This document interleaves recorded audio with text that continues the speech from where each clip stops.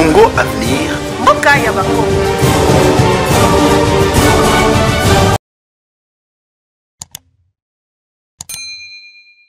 Alors, dans la catégorie, il y a meilleur candidat à la présidentielle de 2023. Ensemble, la catégorie, nous avons enregistré 2 967 745 votes. Okay. Et dans la catégorie, Moutou Abimaki, vainqueur, Ezali Félix Tshisekedi, il a obtenu 34,7%. Okay. Félix Tshisekedi Moutou à Abimaki Liboso. Depuis 1960, dans la catégorie, les gens ont voté Gentini Ngobila. Biso vraiment et biso to lukayo pour expliquer na ba abonné nyonso courant venir ils ont beaucoup plus la question na Gentini Ngobila. Biso ça na sima mais wana ndelo biso ba ndo ba kinde ko Jimmy Dide bengela biso promoteur initiateur aya ko expliquer biso est-ce que azana miso ko mona te nyonso ezoleka na ville nyonso oyo ba mama zandu lelo batu bafanda libanda zandu ezwe banate malgré ba ba kopesa songo na mois de novembre nyonso oyo ezolo ba mpona Gentini Ngobila bon eza yete batu misu ba voter est-ce que bolandela ki vraiment vote ngo tangu batu ba voter Ngobila biso toke prototala Ngobila asalini mais nous avons été scandalisés. Ah bon? Alors scandalisés. Il y a comment la quai depuis 1960. Ok. Si Lelo, Ngobila Azali, les seuls gouverneurs Kinshasa, Oyo Atongi, autant de kilomètres de route sans aide, il y a gouvernement central. C'est vrai. Parce que, exactement, Ngobila Atongi, alors qu'il y a une histoire, il y a vu la Kinshasa. Okoki ko vérifier et nazolo bango awa na chaîne Oyo Congo Avenir Oyo bato mayele pe balandaka bato Oyo ba s'intéresser na histoire de la Kinshasa bakoki ko vérifier. Il n'y a jamais eu depuis 1960 jusqu'à aujourd'hui un gouverneur Oyo atonga 5 km de la route à Silisiango sur fond propre ya gouvernement provincial ya Kinshasa. Atela jamais kozala. Congo Avenir. Mboka ya Bakongo.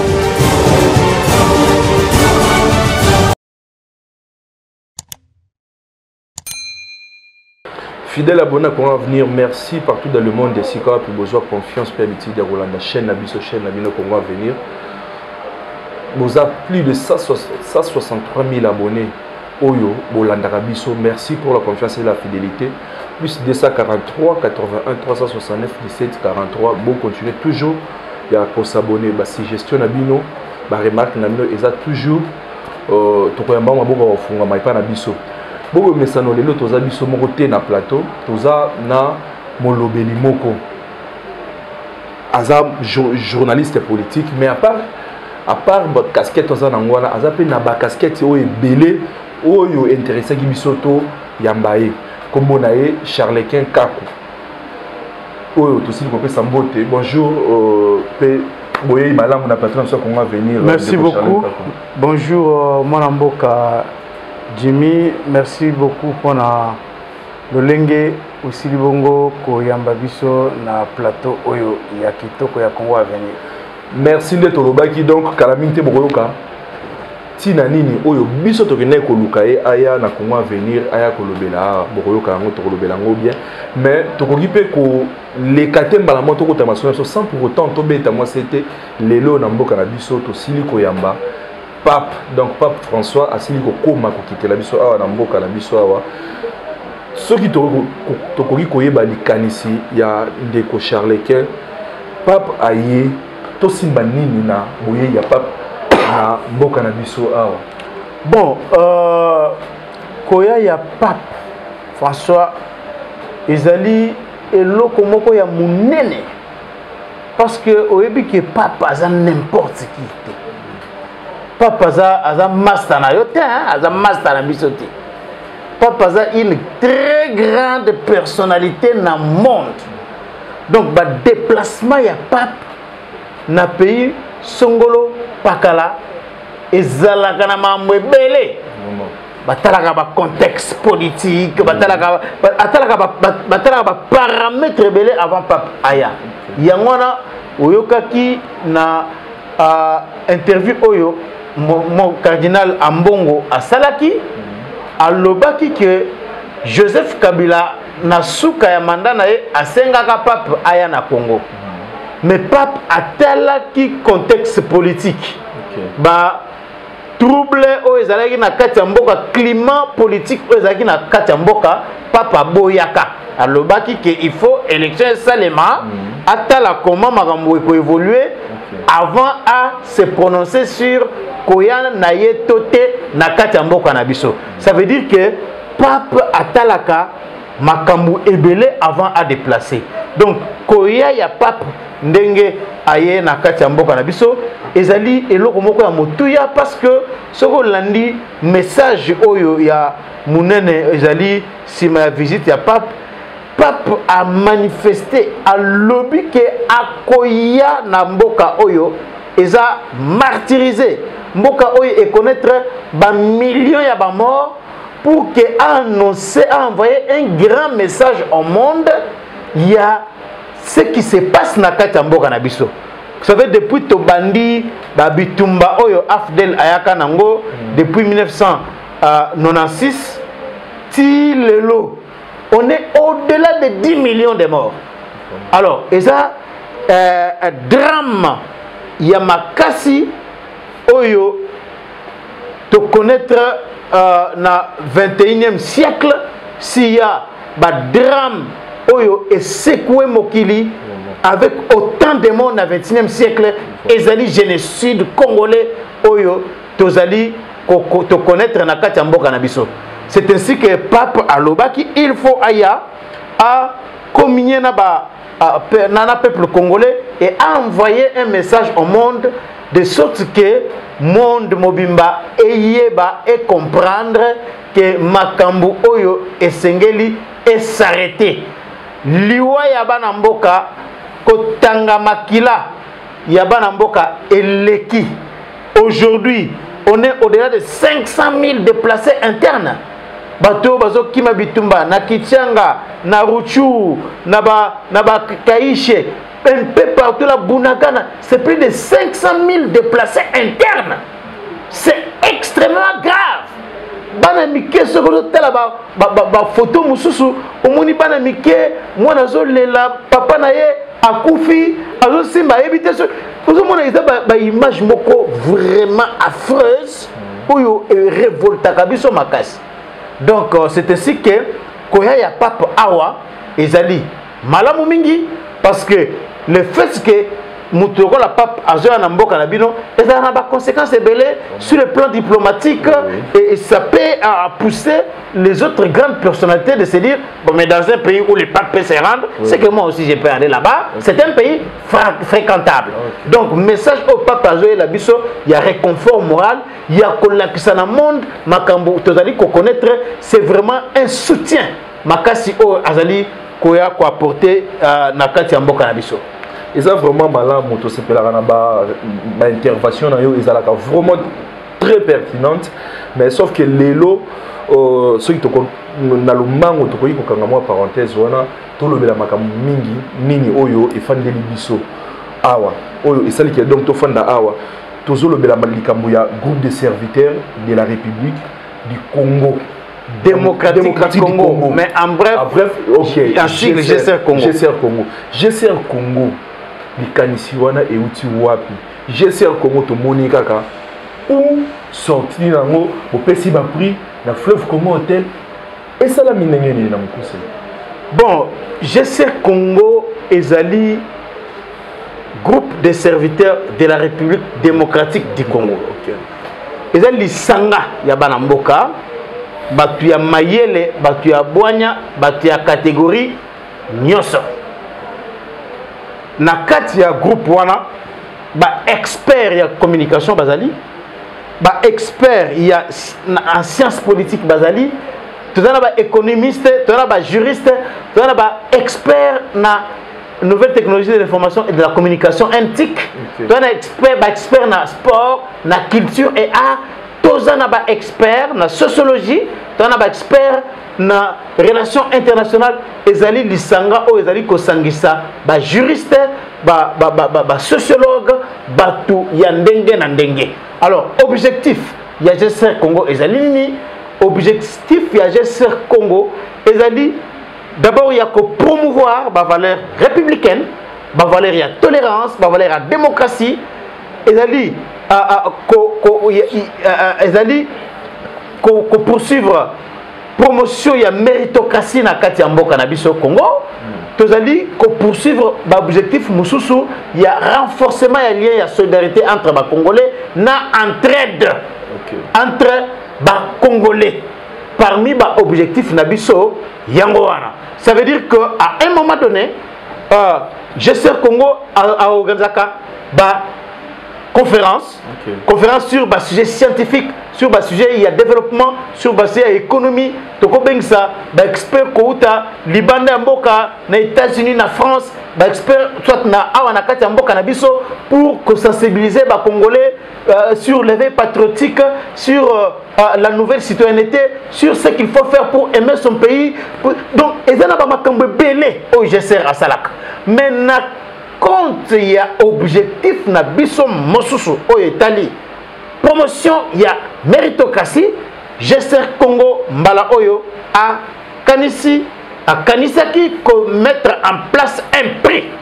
Prix Oyo Babengi, serviteur distingué. C'est ainsi que, na prix wana, nous avons réfléchi et sorti une question. D'abord, question wana, te soumettre qui en a sondage. Question wana, qui a fait quoi pour le pays en 2022 ou qui a fait quoi pour le pays depuis 2019 jusqu'en 2023 et qui mérite la confiance pour l'avenir. Qui mérite la confiance du peuple pour l'avenir. Sondage Joana, plus de 40 jours, mais plus précisément, on a fait 43 jours, il y a sondage. Alors, lorsqu'on a posé question, qui a fait quoi pour le pays, on a qui en place un certain nombre de catégories. Au total, 32 catégories. Il y a des personnes morales et physiques qui na vote. Parmi les catégories, il y avait des catégories locales. Une question qui était posée. Qui sera le meilleur candidat à l'élection présidentielle de 2023? Il y a qui catégorie. Catégorie meilleur candidat à la présidentielle de 2023. Catégorie il y a meilleur gouverneur des provinces depuis 2019 jusqu'en 2023. La question était... La question... Alors, Yonde vous a informé parce que les Congolais et Belé, Balandaka, et dans les réseaux sociaux, peut-être que yo connexion mais parce que c'est depuis le 15 que tu publies qui résultat sondage. Alors la question là est la catégorie à meilleur gouverneur de province. La question était celle de savoir qui a été le meilleur gouverneur des provinces de 2019 jusqu'en 2023. Question monsieur Zalaki, quel a été le meilleur gouverneur il y a ville à Kinshasa? Oui, depuis 1960 jusqu'à aujourd'hui, qui a été le meilleur gouverneur de la ville de Kinshasa? C'était une question aussi posée dans la catégorie meilleur gouverneur à Kinshasa depuis 1960. Catégorie Moussous, Ezalaki, il y a secrétaire dynamique des partis politiques congolais de 2019-2023. Question Ezalaki posée dans Batou pour voter na bilongi o te présenter qui a été les meilleurs les secrétaires général dynamique des partis politiques congolais depuis 2019 jusqu'à 2023 et na ba catégorie mususu de qui a koyeba quel a été le meilleur président de la Chambre législative 2019-2023, c'est-à-dire Moutou a dit parmi bateaux la Chambre législative Nabiso, tu nominas qui na catégorie wana Christophe Mbosso, Alexis Tamouamba, Janine Mabundape, Modeste Baati. Ba catégorie Monsieur Zalaki parce que j'ai parlé de 32 catégories. Catégorie Monsieur Zalaki a femme charismatique 2022. La question était de savoir quelle a été la femme charismatique 2022. catégorie mosusu ezalaki ya personnalité marquante il y a régime Tshisekedi de 2019-2023 et catégorie mosusu ezalaki ya koyeba quel a été le parti exemplaire de 2019, parti politique exemplaire de 2019 à 2023. Donc la catégorie ezalaki ebele ya koyeba quelle a été la meilleure radio 2022, la meilleure télévision 2022, l'émission politique, l'émission la plus suivie dans les réseaux sociaux en 2022, le meilleur influenceur Twitter 2022, le meilleur pasteur influenceur réseaux sociaux. Donc la catégorie ezalaki ebele. Alors en ce qui concerne par exemple catégorie catégorie nyonso wana ata moko ça sonne et puis banani nde balongaki na ba prix wana. Alors na ba catégorie nyonso na 32 catégories sur Facebook, Twitter et puis na ba message autozoaki na numéro na biso ya WhatsApp. Nous avons enregistré plus de 15 millions d'interactions na Facebook, Twitter pe na ba message oyo na numéro na biso WhatsApp. Alors, et puis en termes de votes sur ensemble la 32 catégories, nous avons enregistré 5 342 800 votes. 5 342 800 votes. Nazolo baba votanté. Nazolo baba vote. Ça veut dire que au cause on a 200 numéros de téléphone. Au coquille qu'on votait na yo. Mais numéro, ceux qui ont voté dans numéro 1, ont voté par exemple, on répond à la question quel a été le meilleur artiste musicien 2022 parce qu'ils arrivent pas à la catégorie. Ceux qui ont voté par exemple Inosbi. Ceux qui ont zongeli pour la deuxième fois ont voté Inosbi et Koboya. Donc c'est ainsi que nous avons enregistré un nombre à vote. Alors à ce qui concerne catégorie locaux, là, il y a meilleur candidat à l'élection présidentielle parce que c'est la catégorie Oyo tu as enregistré qui le plus grand nombre de votes et suscita qui polémique peut passion makasi na bana mboka Congo Oyo bazali na kati ya mboka pe libanda certainement c'est là qui ont eu l'occasion Yako landa biso na Facebook. Alors, na catégorie, il y a meilleur candidat à la présidentielle de 2023. Ensemble, la catégorie, nous avons enregistré 2 967 745 votes. Et na catégorie, Moutou Abimaki, vainqueur, Ezali Félix Tshisekedi, il a obtenu 34,7%. Félix Tshisekedi Moutou a Bimaki Liboso. Donc Moutou Nyonso o azolanda biso sikoyo akoki kokota na page na biso AGSR Congo akokuta lien moko application ezali wana lien application wana ezali na ba bilongi ya ba candidat na catégorie oyo tozalaki na ba nominé o bazalaki wana ezalaki Moïse Katumbi azalaki wana Vital Kamerhe azalaki Jean-Pierre Bemba azalaki Mukwege Vital Kamerhe ba Matata Mponyo ba Adolphe Mozito ba Fayulu Joseph Kabila bango tout bazalaki nominé na kati ya catégorie wana. Alors na catégorie wana Félix Tshisekedi Ndemutu a longi na catégorie wana bongo neti tozwa bongo ya gouverneur meilleur gouverneur ya ville à Kinshasa avato era misuzu pe ezala nani na catégorie il y a meilleur gouverneur ya ville à Kinshasa depuis 1960 nous avons enregistré na catégorie wana 293 541 votes ba nominé na kati ya catégorie wana bazalaki André Kimbuta, Kimbembe Mazunga, Jean Kimbembe, azalaki wana Jantini Ngobila pas azalaki ba amiral Yanga bazalaki parmi ba nominé wana. Et na catégorie wana mutu alongi yango ezali Jantini Ngobila nde mutu Kinois en particulier voté avec 192 854 votes. Donc, par résultat, il y a un sondage Nabiso Ezali. Le meilleur gouverneur depuis 1960. Dans la catégorie wana, les gens ont voté Jantini Ngobila.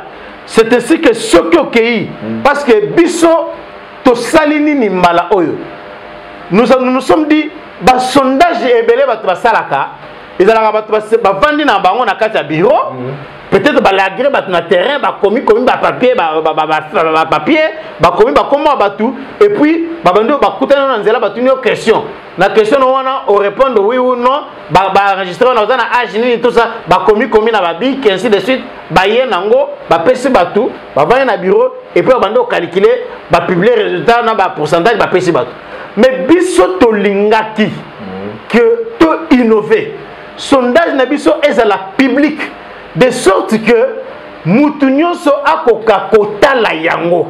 Donc ce qui au quotidien lien na lien ou application à sondage na biso ezali okomona ba catégorie ya batu nyonso wana o cliquer na catégorie oyo lingi ko voter okomi okoti na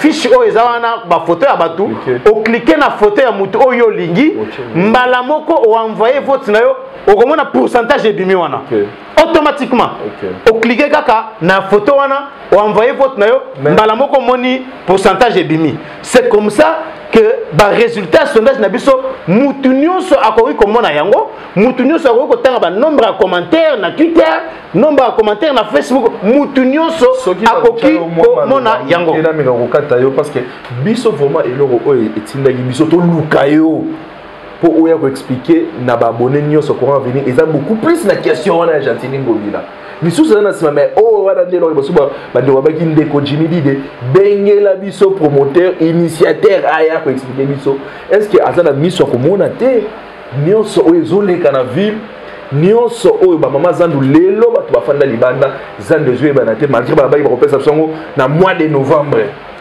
nyonso oyo zolo ba mpona Gentili Ngobila bon eza yete batu miso ba voter est-ce que bolandela qui vraiment vote ango ou bien ezate que bon loko la mona inenga to bi ke to bi ba armée numérique pe comment bon batu moko ba voter na bango pour que ça là et matimoni est-ce que vraiment na wana critère et landama qui très bien pour Gentili Ngobila akene ngobima na nyonso oyo ezolo ba na ville qui tsa na biso bon omoni ozolo ba likambo ya armée numérique ce qui mutu azana armée numérique na ye et que a mobiliser ba électeur na ye pour ba voter. Et ça dit ma bête parce que tout le monde a gâté na ba élection. Comment yoko zala oza candidat député ozo mobiliser base non pour voter oté. Comment? Ba tu vas voter oté? Donc ne zala na nini oyo soki mutu a mobiliser base na ye pour voter et ça ma bête parce que et ça la maka ndengo na ba élection. Ba mobilisera ba électeur na yo oza candidat député na mo amba okokende masukutu bakoma ba flatteur akosomela batu ba maputa basani banini kopesa bango bambongo kobondela batu bonda akokende vanda tana mabele abondela batu kaka po jour wana bakende ko voter yi ozomona.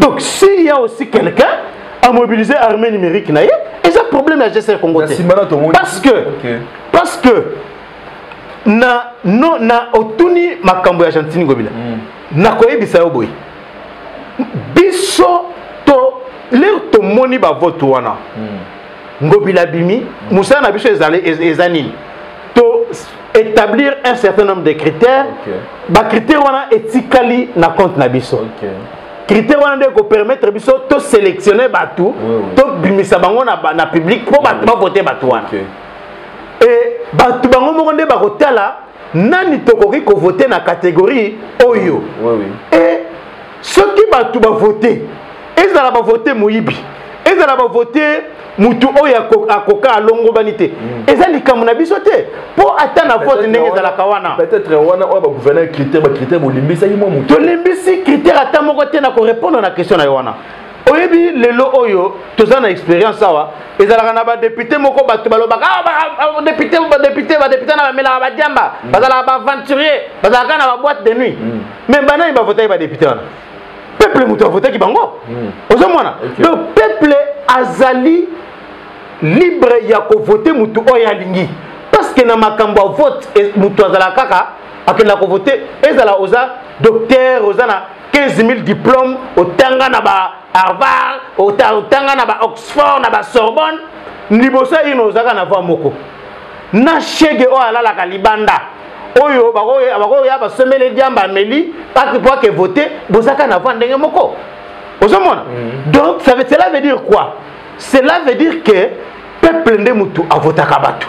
Alors biso tangu batu ba voter Jantini Ngobila et batu nyoso oyo ba votamaki na ba sonda to salaki to saleli bango vidéo parce que prix na biso ça ya récompense à peuple to pesa ki peuple place pour que yemoko comme peuple nde azalaka consommateur ya ba action nyoso oyo batu basala ezala émission oyo nengo salango boy o salango pona peuple a consommer yango hein c'est ainsi qu'on s'était dit comme bango ne ba consomaka musala oyo batu basalaka to tuna bango ba désigner nani ya sengeli na place songolo nani ya sengeli te nani ya sali malamu pona mboka na 2022 ou depuis 2019 jusqu'en 2023 nani ya sali malamu te bango moko selon ndenge ba komonela makambu ba désigner ba champion na bango.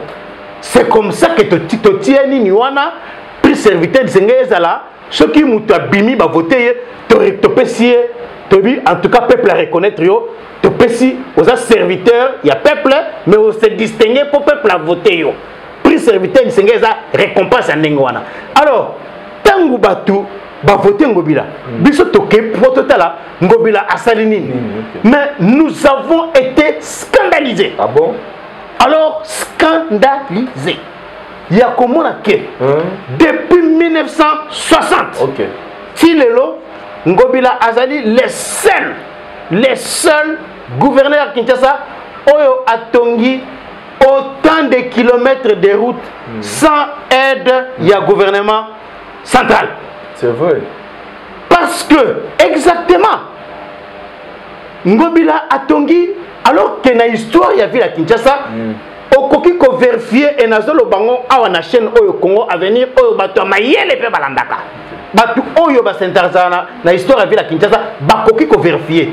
Il n'y a jamais eu depuis 1960 jusqu'à aujourd'hui un gouverneur oyo atonga 5 km de route à Siliciango sur fond propre ya gouvernement provincial ya Kinshasa. Atira jamais kozala. Ah bon? Nazolo ba 5 km. Okay. Et je suis d'ailleurs large en parlant de 5 km, 2 km de route. Atongi 2 km de route et puis à Siliciango. Atikala kozala te. Banzela oyo ba gouverneur ya ndenge na ndenge baleka à la tête ya ville à Kinshasa batonga yango avec aide du gouvernement central. Mais Ngobila aza le seul et le premier gouverneur na histoire de ville à Kinshasa oyo tongi ba 15 km de route lokola nzela lokola route c'est comment fwana 15 km de route sur fond propre ya gouvernement ya Kinshasa nzela ya sika nzela oya sika lokola elenge sawana ezalaki nango mabele ezalaki donc atongi yango ya sika 6 km/5 sur fond propre ya ville à Kinshasa nzela lokola kiba kikwiti wana sur fond propre ya ville à Kinshasa banzela lokola ba veni mombele ba avenue chrétienne ba pont ba éclairage public Ngobila asali yango sur fond propre ya ville ya Kinshasa etikala kosalema te na histoire ya Kinshasa. Donc toloba à part mabe na ya kobuka Zandu. Non, kobuka Zandu eza mabete. Ah bon? Zandu wana. Soki yoka na yebisa yo ndeko Jimmy. Soki lelo olongwe awa. Na linga kito s'attarder na eloko na te po ya kobima lokola ngai nazo ya kolobela Ngobila na nini na to inaye kolobela sondage auto na 32 catégories. Mais parce que poser question wana. Zandu so batu nyoso oyo ba s'intéressaka balandaka ba information ba s'intéressa na makambo ezate ko ba oyo bazalaka wana amoni mo eloko atanga ta phrase oyo comment suka abandi commentaire mi tout ça batu oyo ba créesaka ba lukaka information ba yebi que Zandu ezali contrat oyo ba signé en partenariat avec Hôtel la Ville à Kinshasa. Société oyo azana azo construire Zandu azo financer ba travaux wana sur fonds propres.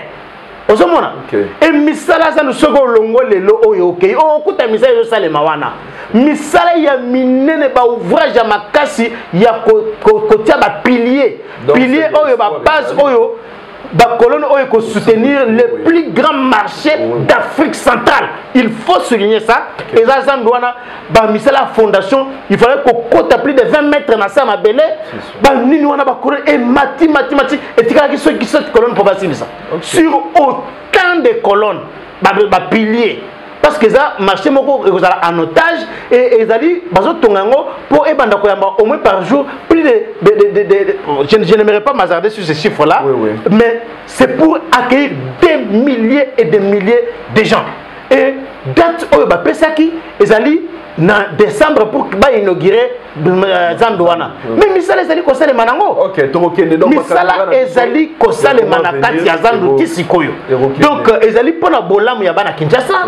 C'est pourquoi il faut baza la patient pour Zandouana ce que sili okumona ikosala na fierté à ville Kinshasa. C'est exact quand même soni makasi ya komona mégalopole ko la Kinshasa tout ça na Zandu tout ça qui nangwana ba solo ya banye pa ibatu ko sumbaka ko bwa banye partout na nini batu entassé poto salité soki mbule koti o koti bazo teka wana kwanga na makasa kwanga etika la kawana na batija ba de ya banini ya ba brochette etika la kawana salité ya kosakana te soki koti na Zandu mokola mbula okobima salité on dirait kotaki na kata poto. Alors il fallait que Zandouane Zalaki construit pour 3000 personnes, mais comment il y a plus de 100 000 personnes? C'était inacceptable. C'est pourquoi mesure wana ezoma kinengwana pona bolamu ya bana ya Kinshasa. Voilà moko ya ba catégorie wana otuninga question sur Gentini Ngobila na répondre yo parce que l'air to fouiller na histoire to Monique Ngobila azali les seuls et les premiers gouverneurs. Il y a autant de kilomètres de route sur fond propre à ville à Kinshasa. Pourquoi Moutandeng wana bokoki ko benga meilleurté alors qu'à réaliser ba exploit oyo mon côté oyo à l'école liboso na ye astikala ko sala yango na catégorie mosusu na lingaki na lobela yango ezali catégorie ya grand philanthrope 2022 na catégorie wana totiaki qui te posait une question à Baimboka, quel a été l'homme d'affaires le plus proche du peuple? Donc homme d'affaires Oyo,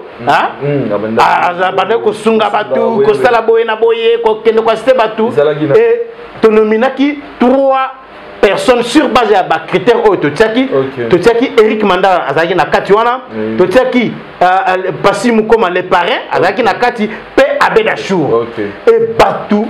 Na souveraineté la bango va voter massivement à Bédachou, lokola grand philanthrope 2022 à cause de Makambo Asali à sunga batu bazana na prison Asali Makambo belé à financer ba construction ya Zandu ya Zigida ainsi de suite kotonganzela Zandu ya Zigida babilu Asali babilu ko belé sunga batu na ta Covid na ba masque a futela batu oyo kutu bakangama kana ta Covid na poto alors que ba vieux zala quitté donc Asali ba acte et belé donc batu ba voter massivement ba commentaire ce que zo tanga na kati ya page na biso Facebook atana na Twitter au monde vraiment que malgré débat des pères et des mères mais à Bédachou ba congolais penda ba lingaraye ba voter penda ba commentaire et belé kaka na contre na faveur à Bédachou donc ba ndimia postulé donc yozala bon en tout cas na monaki débat wana biso sala biso to tiers to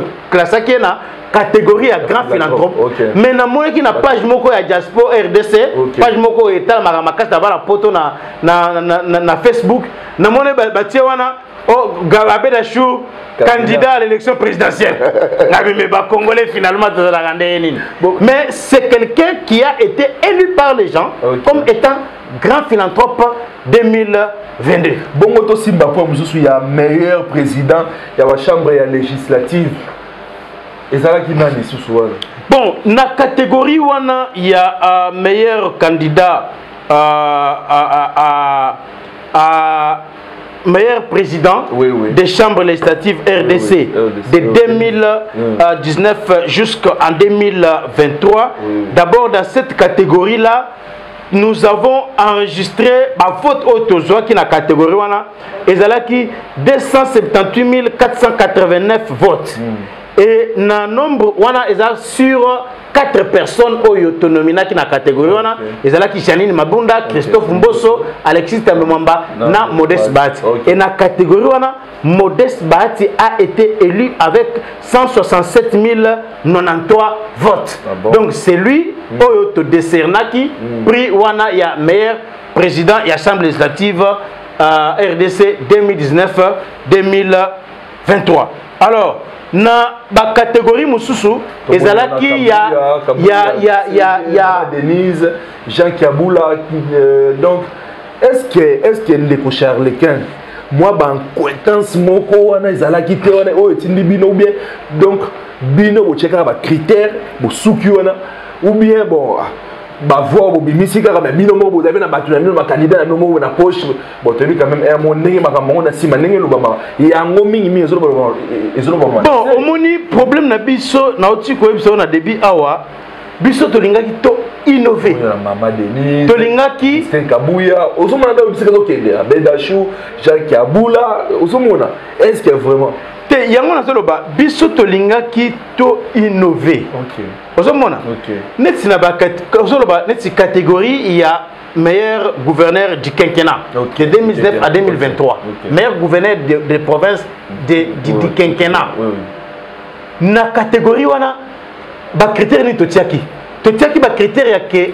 pour mutu aza nominé pour gouverneur aza nominé na catégorie wana il faut dans la gouverneur oyo aumei na pouvoir depuis 2019 p 2000 à compter en 2023 et puis il faut pas dans la gouverneur oyo a poser ba action songolo na kati ya province na ye il faut dans la gouverneur oyo assurer stabilité na kati ya province et puis oyo asali ba réalisation asali ba nini de toponaki batwana to soumetaki bango na vote na catégorie wana Gentini Ngobila azalaki nominé na kati ya catégorie wana Teongwa Bije oyo ya Sud Kivu azalaki nominé na kati ya catégorie wana Baseane Nanga Christophe Baseane Nanga oyo ya province ya Ituri azalaki nominé na kati ya catégorie wana totiaki pe Jacques Kiaboula azalaki nominé na kati ya catégorie wana et batu ba voter Jacques Kiaboula d'abord sur l'ensemble des votes auto enregistrés na kati ya catégorie wana c'était combien de votes je vais retrouver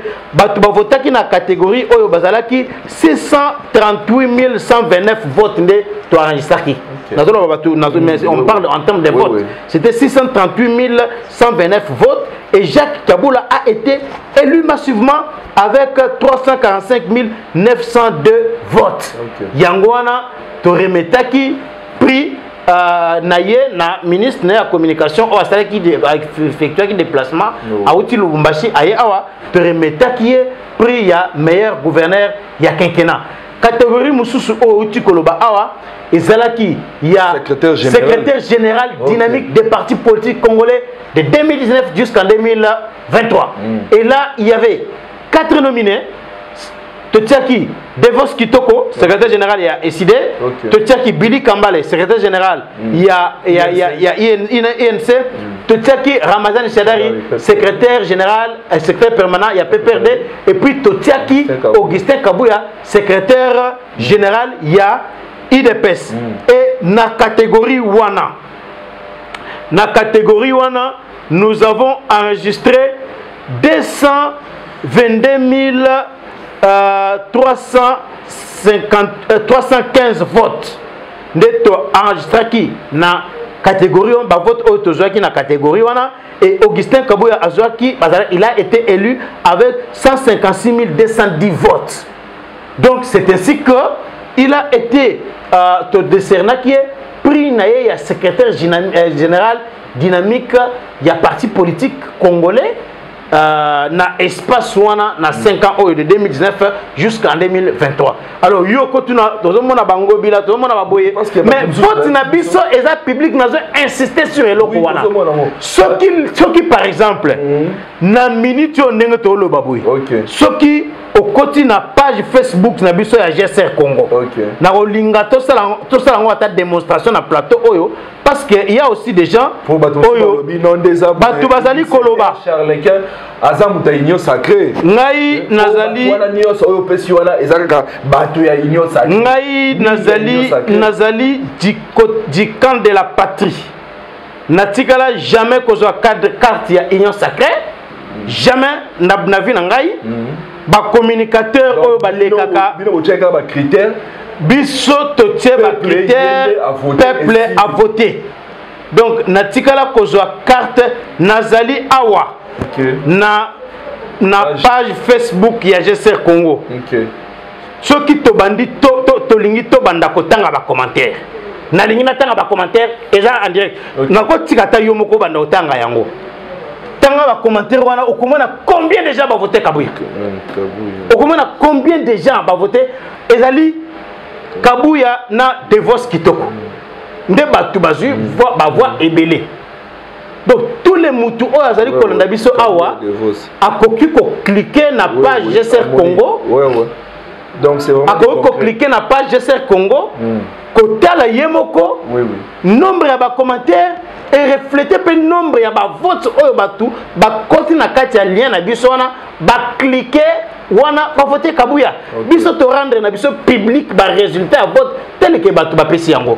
Donc tout ça les gens loko oyo biso to fabriquer na kati ya bureau te OK notre na ba kangina na biso na poche biso to publier kaka résultat oyo batu bango moko ba to kosenga na régie à balancer les sous moi éléments donc condensé il y a soirée wana de gala ndenge ni zalaki soirée moko donc haute en couleur classe bien organisé donc tout s'appelle vraiment na professionnalisme oyo ezalaki vraiment na soirée wana to pesi encore une fois de plus coup de chapeau na organisateur oyo ndengo zali total bongo tozonga to continuer na masolo na biso.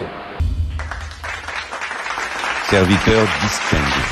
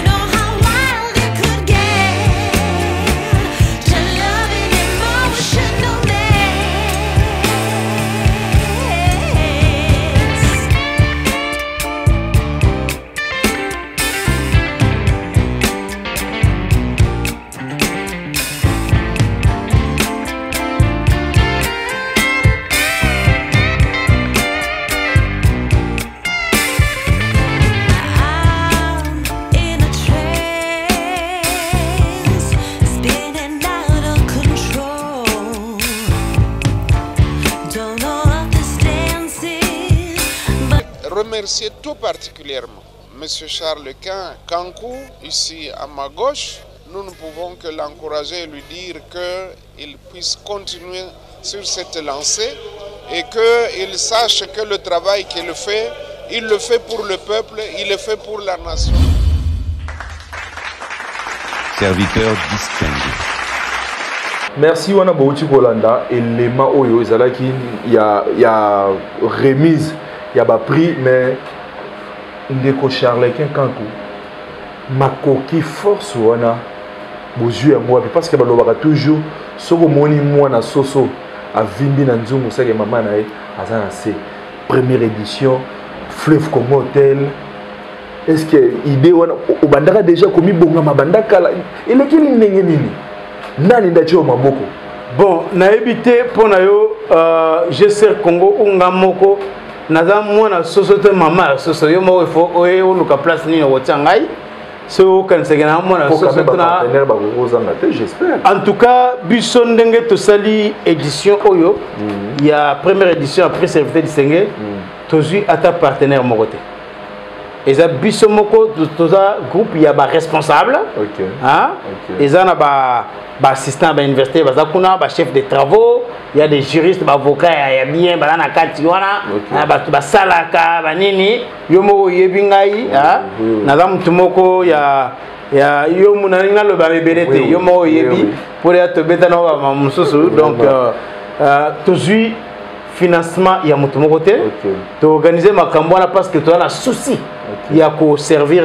mboka na biso donc et là on a ko répondre yo na question wana yango wana mais to simba lisusu donc parce que ba catégorie bandeko ba catégorie ezalaki belé 32 wana to simba yi mwandambu le temps total a ndenge nini oyo ezalaki soirée mais to kene na catégorie mususu oyo bopesi première dame ndenga soaki prix wana ndeko jila lingete ezalaki ndenge nini bon catégorie oyo première dame a se retrouvaki ezalaki catégorie il y a femme charismatique 2022 to tunaki ba congolais question il y a koyeba quelle a été la femme charismatique en 2022 à RDC. OK.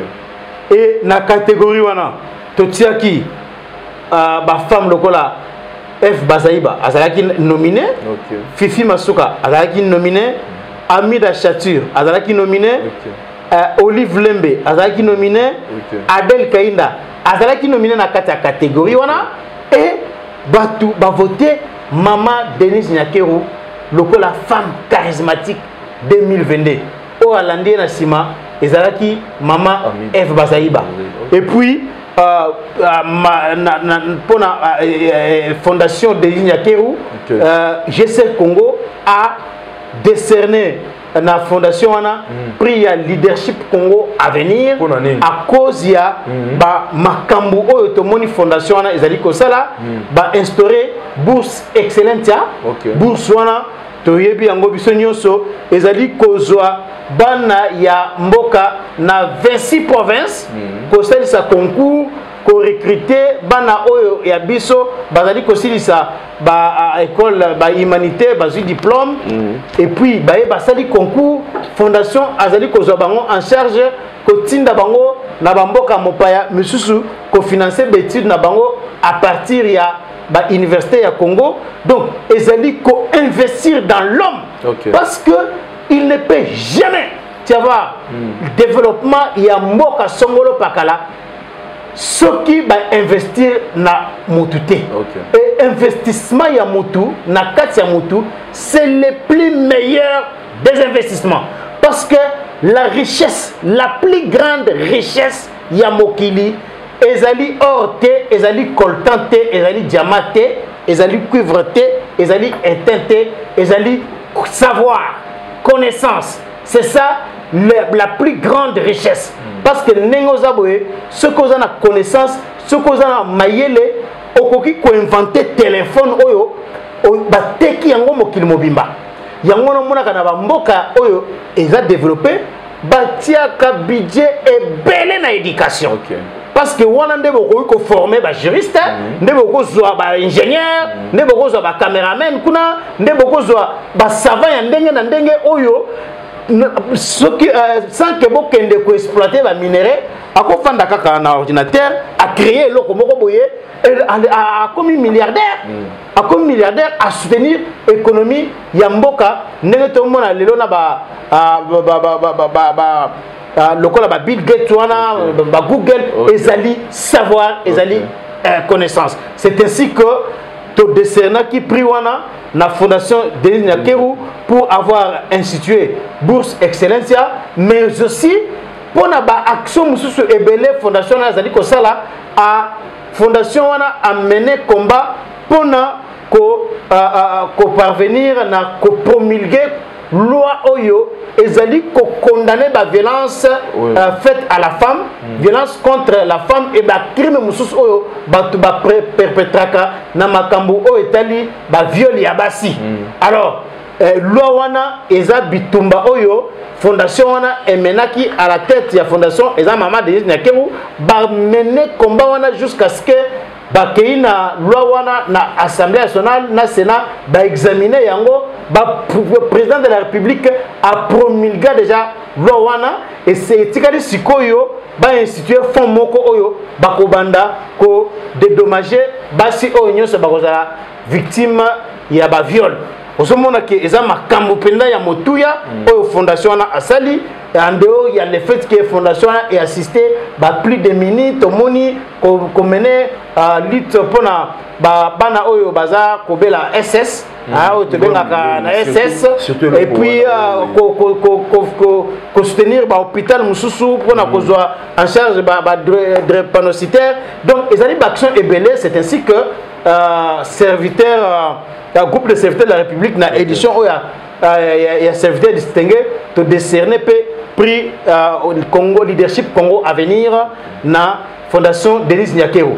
À ce qui concerne Gilles Alingete, Alingete azalaki na catégorie ya ba personnalité marquante, il y a régime Tshisekedi de 2019 jusqu'en 2023. To posaki question à ba Congolais, quel a été l'homme qui a le plus marqué, la personnalité qui a le plus marqué le régime Tshisekedi depuis 2019 jusqu'à 2023. Et Bato Bazaki nominé, Kuna Ezalaki, Sama Lukonda Bazaki nominé, Christophe Mbosso Bazaki nominé, et Gilles Alingete. Et dans la catégorie, na koki kotangela yo, ba vote oyo enregistré qui na catégorie oyo wana, ba vote yango Ezalaki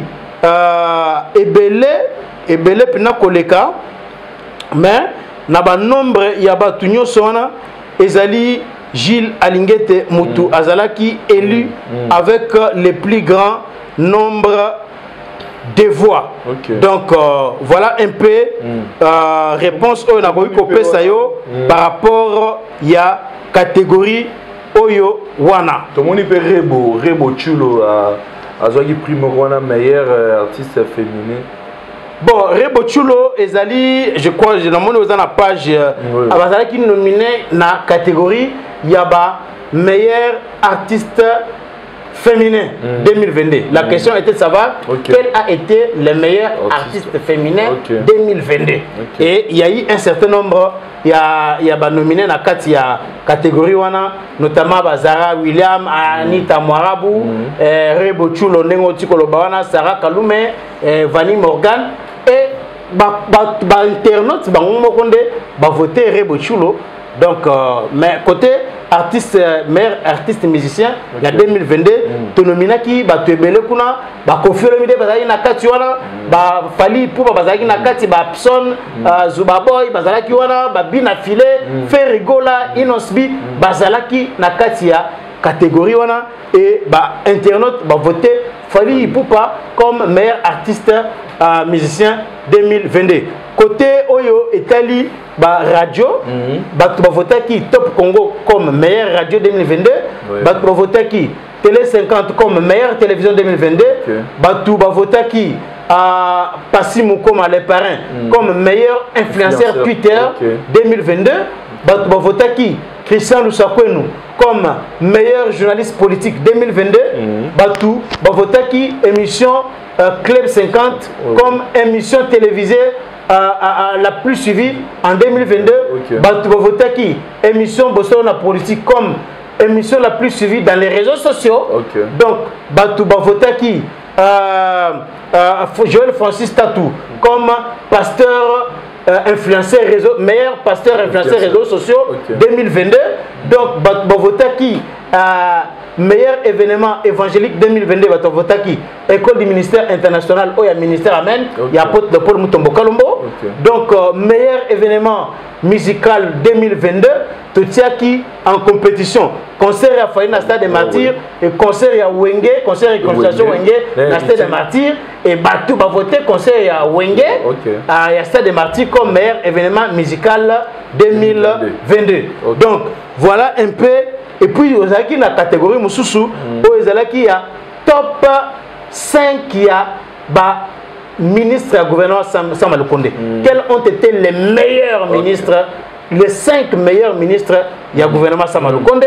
Et pour la catégorie on a mutu oyo abimi pena en tête ya bavoa ezali Jean-Pierre Liaou oyo ministre vice-premier ministre ministre de fonction publique yende abimi en tête balande na ba F Bazaiba ba Guy Loando pe bazana kati wana et puis catégorie mususu ezalaki ya ba top 10 ya ba députés nationaux masculins 2019-2023 et donc sur 500 députés batu bazalaki na choix ya kopona bazala balinga il fallait pas pona 10 meilleurs députés nationaux mais na ba nominé bazalaki 16 sur base ya musala basali ba député banani basali ba loi ba député nini oyo bakendaki na palais peut-être pona la pongi oyo babandaki soit ko initier ba question ba initiative parlementaire question orale avec débat ko interpeller ba ministre pour ba ko se justifier sur makambo songolo pakala et c'est ainsi que to tiaki catégorie wana et na top 10 wana mutu oyo azalaki abimi en tête ya bava ezali honorable Daniel Mbau ya MLC balandi na Delis Sanga bagari sakata bana kati ngoi kasa nibe bato votaki mingi ba Jean Bodé Mayo ba Jacques Ndioli ba Boris Mbuku ba Guy Mafuta Kabongo bato ba votaki bango parmi les 10 députés 10 meilleurs députés na législature 2019-2023 et puis il y a une catégorie il y a top 5 des députés nationaux féminins on a tout ça qui te sépare catégorie il y a députés il y a Mibali puis il y a Bassi et côté on a tout qui bat pour pas ça va combien il y a 5 députés 5 meilleurs députés nationaux féminins et mutu abimaki en tête ezalaki Geneviève Enagosi balandi na ba Christophe Vanga Scholastique Maindo na mususu balandaki. Donc voilà un peu mais c'est la catégorie parce qu'il y a 32. Oui.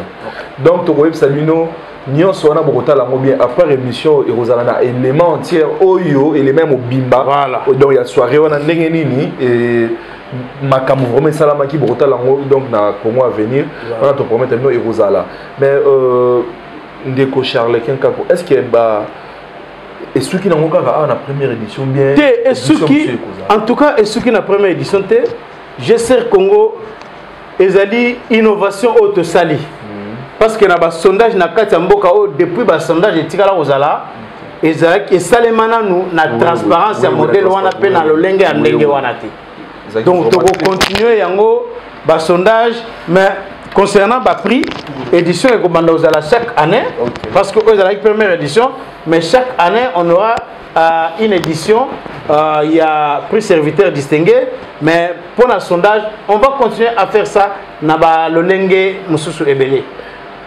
On a déjà de Koko Manabiso na Souka. Merci vraiment pour la disponibilité na yo. Na éclaircissement pour on est allé ba question ou ba bande ko pena si ba bande pour yima ndé te seba ngono to ko benga initiateur ya projet on a donc muto azoki likanisi to yeba soki bango bazaki na moi même mise moko boyona mais bande ko boyoki bango ba cheka ba critères et puis biso moto moni eza wana so côté na GCR Congo na ba page nyonso na Twitter Facebook et puis donc romona eza na ngwana makambo nyonso bomona batu ndenge ba vote et salama ki makambo vraiment et salami kitoko et puis na ndenge oyo esengela ki et puis donc professionnalisme moko ne eza na kati wana eloko biso to sepeli nango makasi ndeko Charles Kenkako est-ce que liloba ya suka eza na ba ndeko nyonso bazolanda yo et puis na ba oyo mususu pe bakozala na moi idée peut-être baya ba luka ba postuler ba ko taper na GCR pour no chemino maboko okoloba na bango ni bon en tout cas ba porte GCR Congo ezali ya kofongama parce que l'Isanga Nabiso et Sengeli et s'étendre, c'est vrai que il y a au moins 24 provinces bazana katia l'Isanga Nabiso, mais nous devons étendre GCR na Congo Mobimba tina ba secteur parce que objectif Nabiso à ce qui concerne le sondage, à ce qui concerne le renforcement, il y a lien, il y a solidarité, il y a entraide, il y a promotion de valeurs républicaines, promotion de méritocratie. Tozo memayango tina ba fin ba village. Donc ba porte na biso ezali vraiment ya kofungama pona mutu nyoso oyo ali kokota na GCR akoki ezala azana poto ezala azana Congo ezala azana mboka nini akoki kobenga biso na numéro oyo 0999 45 6 222 Ce qui 0 9 9 9 45 6 222.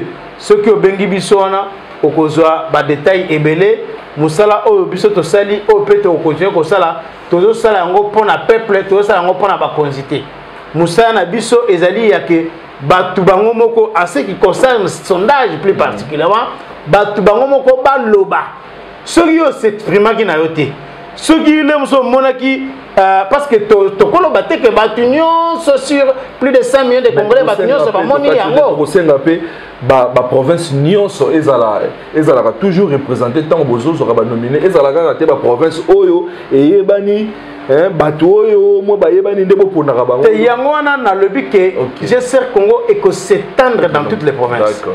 Yambala oyo to tablaki sur ba critères locaux là il y a notoriété. Batu oyo ba ko za ba yebani sur le plan national na domaine na bango. To tablaki makasi na batu wana. Mais au fur et à mesure que GCR Congo et que s'étendre toko kende batu ya ba province na ba province bako pesa biso ba suggestion na bango na ba candidat na bango selon ndenge ba moneli musala ezali ko salema na province na bango de sorte que biso a to banda ko organiser na chaque province congolais to tie ba candidat boye peuple a se prononcer parce que musala oyo batu nyoso na basalaka mo pona peuple ceux qui sont journalistes ozana kambi boza caméra osala boye peuple ne muto ko consommer ba émission na yo so za lelo na plus de 100 000 abonnés et ça peuple muto azali ko consommer musala na yo ba député neti ba tunyo sona c'est le peuple nde muto azali consommateur ya makambo wana c'est pourquoi il faut assez prononcer na eloko nyonso. OK. À ce qui est dans mutu moko oya monique il y a mérité batu ba s'exprimer et le biso to lingi yango wana ya ke batu ba reprendre pouvoir na bango te mona yango mingi na bamboka ba poto wana na bamboka mususu. Donc ce qui peuple a tellement likambo songolo au moins ba dirigeant ba se plier na volonté à peuple wana mais peuple wana il faut à la peuple moko oyo aza passif té il faut à la peuple moko aza actif ce que moni lokola likambo lokola oyo moni sondage na kati ya Facebook ou bien na Twitter au lieu de critiquer ba trophée à Mikinza lukuta baza corrompu mais il suffit au quotidien au sali commentaire au voter en ce moment-là au petit point de vue na yo au s'exprimer cause a été au vandika quand on a pour ya critiquer alors au mona que ça le côté et c'est la même chose ndé au mona rappel batu mususu comme mukolo fo boye boke voter président de la République ou bien ba député yo ke na yo te vandi na yo mais ba yo proclamer résultat ba kosi mutala longwa kuna c'est ça donc il faut tous ala ba citoyen conscient oyo bazo s'engager na makambo oyo ezotala vie na bango oyo ezotala avenir na bango po voir na yo moko wana action na moko ko poser wana ne fils que action ata moke yake o commenter na Facebook et koki ko sunga ke mutu oyo lingaka ake liboso wana to bimisa na misa batuke mutu wana nde asali musala malamu okoki ko contribuer ne fils que na eloko ya ndengo wana c'est pourquoi to initier eloko oyo biso eza kaka likambu ya sondage oyo te tozali na ba action ebele to ba conférence ba nini biloko ebele oyo GCR Congo ezali kosala. En tout cas, merci beaucoup. N'ayez ceux qui mot de la fin et cause. En tout cas, mot de la fin, ezali ya ko remercier yo. Na lolenge au pesibiso au invité biso au pesibiso ngonga malam oyo ya koya na sika oyo pona ko expliquer makambo oyo to sali oyo bana mboka ebele babanda ko mituna ya ndenga na ndenge vraiment ezali esengo mingi matondi mingi donc et l'autre aussi ezala mbala liboso mais asukate ba porte Congo à venir est vraiment ouverte très grandement ouverte à chaque fois information aux ala sope biso to yebo fonga biso la porte ya GCR Congo pour ba ole so ba ndara biso pour awa esenga raso ba ndeko ba sengi biso to ye to information to tcheli bango. Donc en tout cas merci beaucoup de Charles Kenka merci pour la première édition il y a GCR Congo et là qui vraiment qui tourne ma casse puis ça s'appelle lango continuer encore coup de chapeau et belé na bino au Bolanda biso plus de 163 000 abonnés to betara toujours c'était Bo continuer toujours comme ça la confiance na chaîne na bino chaîne na biso Congo Avenir. Tokozala wana équipe na biso ezawana na mikolo nyonso na séjour nyonso ya pape. Donc exclusivité bo la non toujours na Congo Avenir nde bozotala.